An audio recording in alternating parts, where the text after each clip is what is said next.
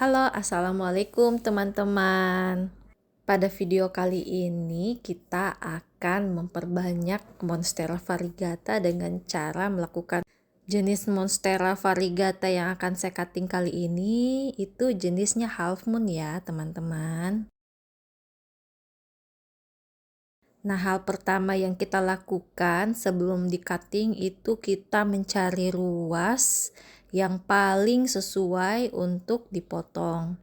Nah, biasanya itu kita mulai dari ruas yang paling bawah. Nah, kali ini saya ingin mencari beberapa ruas yang sekiranya bisa di cutting ya.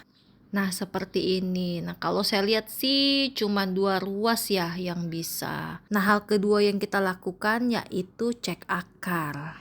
Nah, gunanya apa nih cek akar? Jadi, cek akar itu untuk melihat seberapa lebat ini akar calon Monstera baru kita. Jadi, kalau akarnya itu lebat, maka tunasnya juga itu akan lebih cepat keluar gitu.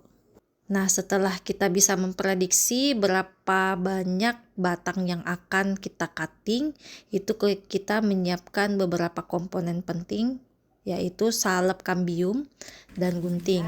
Nah, salep kambium dan gunting ini gunanya untuk kalau salep kambium itu dia untuk mengurangi bakteri yang dapat terjadi ketika kita melakukan cutting pada tanaman. Nah, ini saya mulai dari batang paling bawah. Saya lihat itu batang paling bawah, ruas paling bawah itu akarnya lebat ya, makanya saya gunting. Tek, setelah itu, nah ini kan lihat akarnya banyak kan. Nah, setelah itu kita mulai dengan ruas yang kedua. Nah, kemudian kita mulai dengan ruas kedua. Bismillahirrahmanirrahim. Nah, kita dapat akarnya ya. Nah, ini akar yang kedua ini cukup lebat ya. Kemudian setelah saya cari-cari, kayaknya untuk pemotongan ketiga ini saya tunda dulu karena akarnya itu sudah melengket ke turus, jadi cuman 2 saja yang saya akan cutting. Ya, sebenarnya deg-degan juga ini ya mau cutting Monstera karena pengalaman sebelumnya itu saya cutting itu busuk. Nah, makanya untuk memproteksi supaya dia tidak busuk ini saya gunakan salep kambium. Nah, salep kambium ini saya lekatkan sampai kering ya, kalau bisa sampai kering. Kemudian yang perlu kita perhatikan itu pada saat kita menanam kembali media tanamnya itu kita tanam jangan sampai mengenai batang paling bawah. Jadi mengenai akar, dibenamkan akarnya, tetapi batang paling bawahnya itu jangan sampai ditanam. Jadi pengalaman saya ini pada saat kita sudah selesai memperbanyak Monstera, itu batang bawahnya itu rentan busuk. Nah, makanya untuk menanggulangi, untuk mencegah kebusukan itu terjadi, makanya kita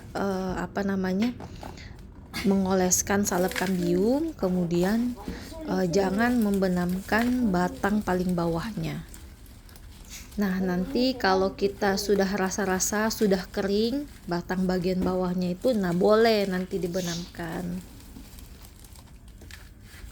Nah, seperti inilah ya kira-kira penampakannya teman-teman. Nah, kemudian tips lainnya ini selain jangan membenamkan batang paling bawahnya, itu kalau bisa daun barunya itu pada saat dia belum istilahnya belum mekar sempurna, itu jangan kita cutting dulu. Nah, takutnya itu pertumbuhan daun barunya itu tidak sempurna, makanya kita tunggu dulu daun barunya itu bagus sempurna, baru kita mulai memperbanyak Monstera.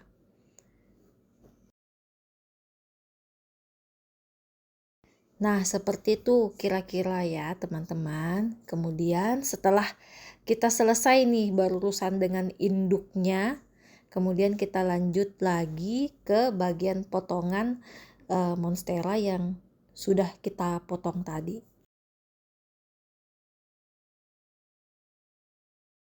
Nah, sama dengan induknya tadi ya. Jadi monstera potongan ini itu pada kedua ruasnya itu kita kasih salep kambium juga ya. Ya, sama-sama fungsinya sebenarnya untuk mengurangi adanya bakteri yang masuk yang dapat menyebabkan busuk pada ruas tanaman yang kita cutting ini.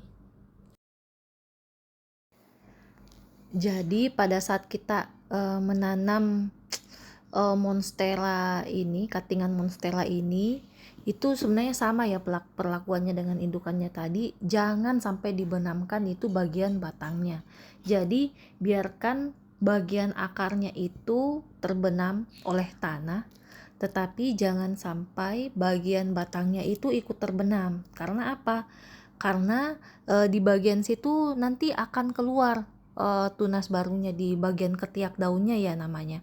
Itu akan keluar nanti tunas daunnya, tunas barunya maksudnya. Nah, yang kedua itu kita meminimalisir adanya busuk pada bagian ujung-ujung batang ruas dari batang monstera ini.